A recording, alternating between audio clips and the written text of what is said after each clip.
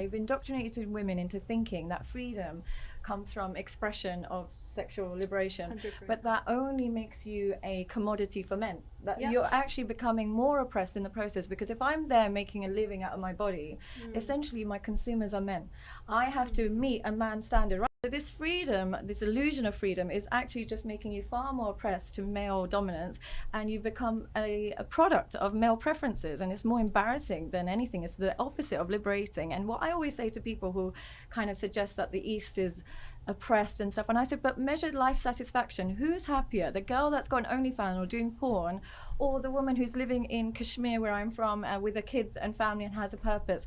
The girl who's doing OnlyFans, these men are not going to come to your funeral. No one's going to care. Whereas that woman who's looking after her children, she's got a legacy, and there's nothing more beautiful than that. And you're telling me my culture is oppressive when I find your culture humiliating. And so that's where my kind of anti-feminism came from, because I was just constantly being told that I'm oppressed, when I could not feel more liberated when I don't post like that, and I don't live that lifestyle, and I don't drink, and I don't frivolously like date or anything like that. So I was just tired of being told that I'm oppressed, when I feel far more liberated than these women who are genuinely oppressed through the idea of catering to men. Yeah, Yeah. 100%. I completely agree.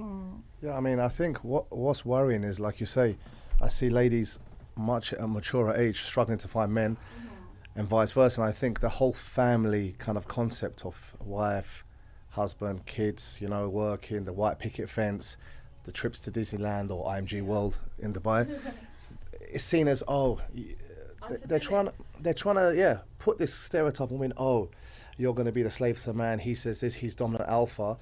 I mean, through the thousands of years we've lived in society, that's been the way. And look how we've like survived. Now, it seems like, okay, it's 2022. This is a new agenda. Let's try it. Yeah. Don't you think it's a bit risky? I mean, I have female friends I know come to the gym, and really good ladies, and they're struggling to find men because the men are chasing, like you say, these thirst traps or the trash, because it's easy. Yeah.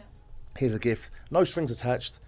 Here, here's a Chanel bag. Do what I want when I want. Also, you know what I mean? It comes I'm gonna be completely honest. You know, whether you're taking money or you're accepting gifts, it's like prostitution. It's Like, it. let's just say it how it is. You And know there's what I nothing. mean? We're I not totally judging agree. it. I Like, totally it is agree. What it is. Just own it. But what I would say is, I do have to hold the men a bit accountable for this as well. And the reason I say this is, 10, 20 years ago, a woman would know that if she is too loose and she's too out there, men were going to lose interest.